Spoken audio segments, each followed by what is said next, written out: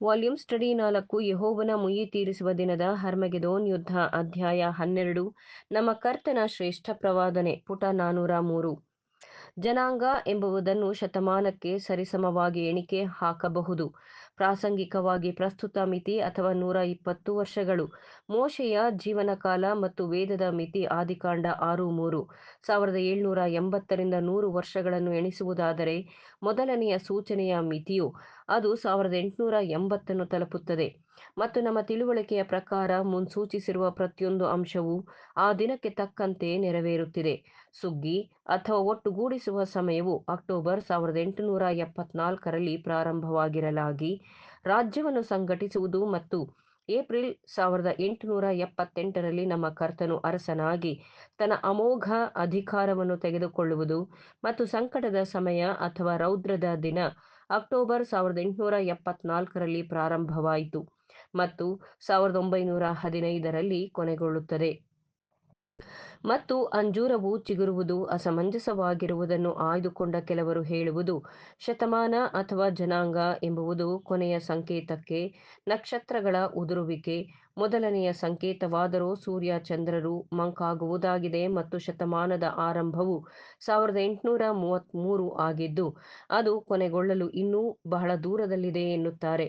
ನಕ್ಷತ್ರಗಳ ಉದುರುವಿಕೆಯನ್ನು ಕಂಡಿರುವ ಅನೇಕರು ಜೀವಿಸುತ್ತಿದ್ದಾರೆ.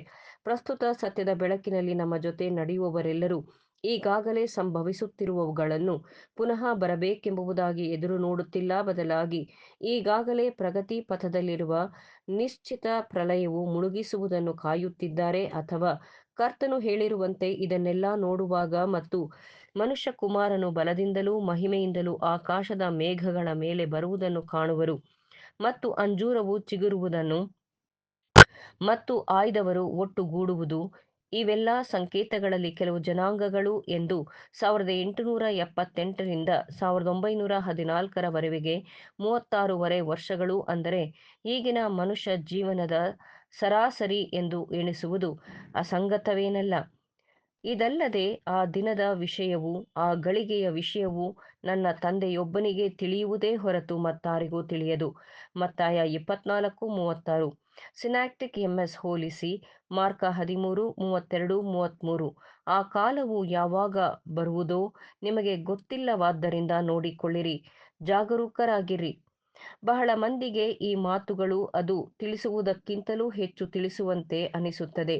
ಅವರು ಆ ಪ್ರವಾದನೆಗಳನ್ನು ಬೀಗ ಹಾಕಿ ಉಪಯುಕ್ತವಿಲ್ಲದಂತೆ ಮಾಡಿರುವಂತೆಯೂ ನಮ್ಮ ಕರ್ತನು ಮನುಷ್ಯರು ಗ್ರಹಿಸಲಾರದಂತೆ ಮಾಡಿದ್ದಾನೆ ಎಂಬುದಾಗಿಯೂ ಯೋಚಿಸುತ್ತಾರೆ. ಆದರೆ ಆತನು ಕೇವಲ ಕಾಲವು ಯಾವಾಗ ಬರುವುದೋ ಈಗ ನಿಮಗೆ ಗೊತ್ತಿಲ್ಲವಾದ್ದರಿಂದ ಎಂದು ಆತನನ್ನು ಆಲಿಸುತ್ತಿದ್ದವರಿಗೆ ಮಾತ್ರವೇ ತಿಳಿಸಿದ್ದನು. ಯಾರಿಗೆ ಸರಿಯಾದ ಸಮಯಗಳು ಮತ್ತು ಕಾಲಗಳು ತಿಳಿಸಲು ತಕ್ಕ ಸಮಯವಾಗಿರಲಿಲ್ಲವೋ ಅವರಿಗೆ ತಿಳಿಸಿದ್ದನು. ಆದರೆ ಈಗಲಾದರೋ ಆಕಾಶದಲ್ಲಿರುವ ದೂತರು ಮತ್ತು ಮಗನಿಗೆ ಈಗ ಪೂರ್ತಿಯಾಗಿ ಮತ್ತು ಸ್ಪಷ್ಟವಾಗಿ ವಿಷಯಗಳು ಮುಂದುವರೆದು ಬಹಳ ಮಟ್ಟಿಗೆ ನೆರವೇರುವಿಕೆಯನ್ನು ತಲುಪುತ್ತಿದೆ ಎಂದು ಯಾರು ತಾನೇ ಅನುಮಾನಿಸಬಲ್ಲರು.